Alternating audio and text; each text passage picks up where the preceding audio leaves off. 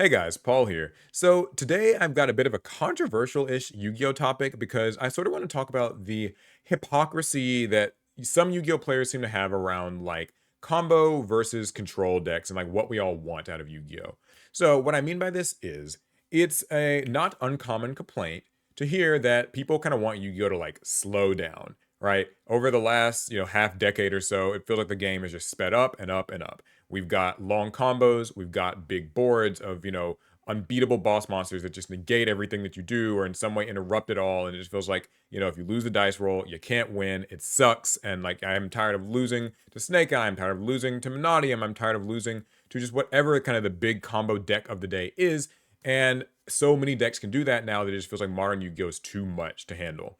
And we just want to return to like, slower days, right? Can we just get back to like kind of back and forth, interactive, right? So that said, it sort of feels like Yu-Gi-Oh players at the same time reserve a sort of special brand of ire for control decks that I've noticed. Like people don't really seem to like trap-based decks or just decks that involve like in any way slowing the game down or kind of just like limiting what people can do, chipping away at resources.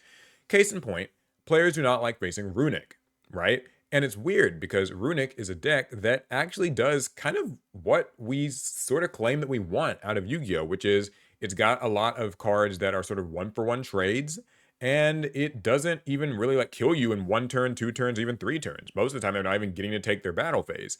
It's sort of a just resource grind deck, and for some reason, people really hate even just the idea of Runic. And another really good example here is Labyrinth. People give Labyrinth a really hard time, but when you kind of break Labyrinth down to what it's actually doing, it's just sort of an aggressive trap based strategy. It's going to sort of, try to one for two you with trap cards and removal effects, but Labyrinth is not typically OTKing you or anything. And outside of maybe a few specialized builds, they're not even really running that many floodgates. Now, I know what you're probably thinking. Okay, Paul, you're missing the obvious elephant in the room, which is floodgates. And I will go ahead and say that I think that part makes a lot of sense. I see why people don't like floodgates, and I know that a lot of these control decks will typically run floodgate cards in order to sort of supplement their strategy with something that outright prevents the opponent from playing. The good news, though, is that Konami has actually gotten rid of a lot of floodgates or significantly limited them on the ban list. We don't have to really deal with nearly as much, goes and match rivalry. There can be only one summon limit, anti-spell fragrance, and just like everything all the time. There's still a few sort of remaining things like skill drain, for instance, is still around, but I would say that generally speaking, these control decks get a really bad rap. I remember Eldritch got a bad rap back in the day. Things like Guru Control getting a bad rap back in the day. People always hated facing Altergeist. It was always kind of a surprise to me because it's like, I don't know, I feel like those decks are kind of, they're doing the Yu-Gi-Oh thing. They are kind of playing the resource game. They're being reactive and chipping away at like what the opponent can do. And so to me, those are kind of the decks that should maybe be getting praise and like stuff like that. So why is it that people don't like them? Well, I think it comes down to one major thing, which is just that these decks, even if they aren't necessarily flipping floodgates on you, are still in some way like preventative. They sort of like get rid of your cards. And I think that players want to be able to play and interact without really the opponent ever actually stopping them, at least not until they feel that they're ready. And so I think that's kind of where you end up with people who kind of don't like Runic, they don't like Labyrinth, they don't like even like, Eldritch or whatever back in the day.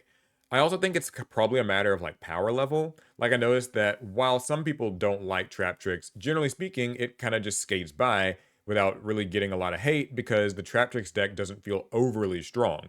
Even though I would argue that trap tricks kind of work a lot like how maybe Eldritch did during its prime, or how maybe a deck like Guru Control did, or Altergeists.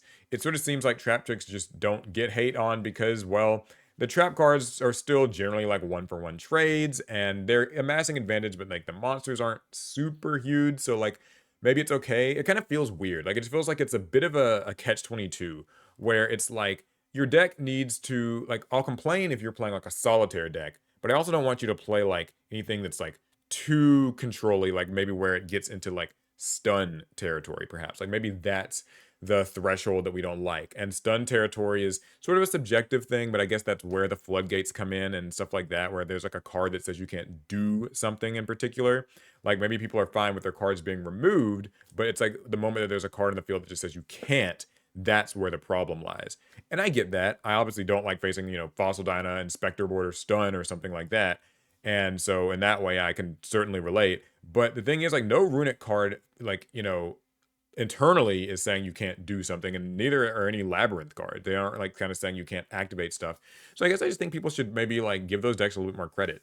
I also noticed that people tend to sort of discredit the skill of the players who use those decks. They always say it's something like, yo, you're just flipping purple cards and it's like an easy win. But trust me when I say that, as someone who's played a lot of these decks myself, they're not even as easy to win with as you would think. I mean, when you look at tournament results, typically it's kind of the more aggressive combo decks, or like mid-range leaning into combo decks that are like winning these events or getting a lot of the top spots. And it's usually more of like a surprise. A minority is when like perhaps a labyrinth deck sneaks in. I know that there are also decks that kind of feel like they toe the line a little bit, or they're like in a weird spot.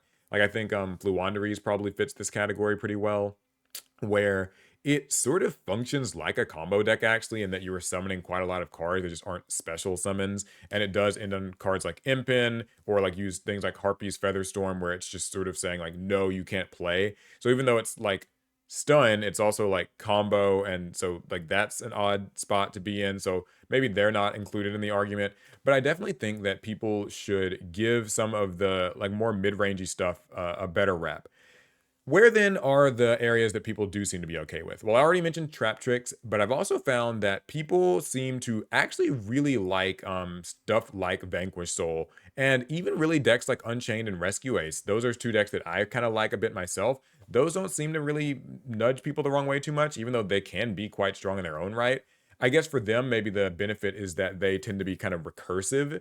Like they hyper recur resources. For instance, like, Rescue Ace, they recycle all their spells and traps. We all know that just Unchained can kind of resource you forever. Branded maybe would be a good example of a deck that's like pretty aggressive, but people don't seem to complain too much about the branded strategy itself.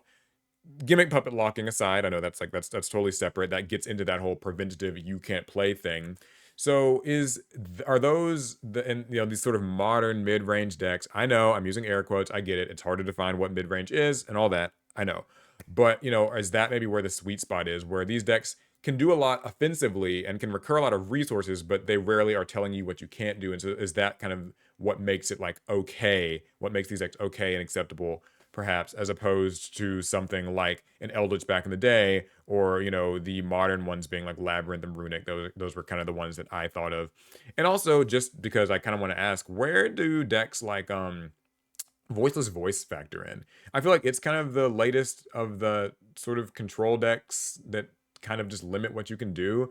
I mean, I feel like Voiceless Voice doesn't seem to get very much hate, so that's nice. But yeah, I don't know. Just something I'm kind of been interested in. I think it's a bit of a it just seems like it's maybe a double standard. And I want to also like add the disclaimer that I'm not saying all Yu-Gi-Oh players do this.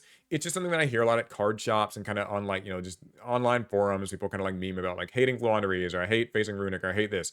Which I'm not saying it's bad to hate like playing the deck, but just that when people start to say like these decks take no skill, or they take no brain power, or they don't have to work for their wins, I feel like that's maybe pushing it a little bit too far, because still at the end of the day, like the aggressive decks, the combo decks still tend to kind of like win at the end of the day. So where are those lines, like where are those lines drawn for you? Do you just kind of like not mind as long as it's not saying you can't play something, like as long as the floodgate style stuff is out of the deck? Is it okay to face these like back and forth sort of decks? What decks do you find acceptable types of control versus unacceptable types of control? And how do you feel about the players that maybe just think that like trap decks are all very easy to play and stuff like that? You can let me know down in the comments. I would love to hear it. I will be reading and responding as per usual. And without further ado, I'll see you guys in the next one. Fast turn.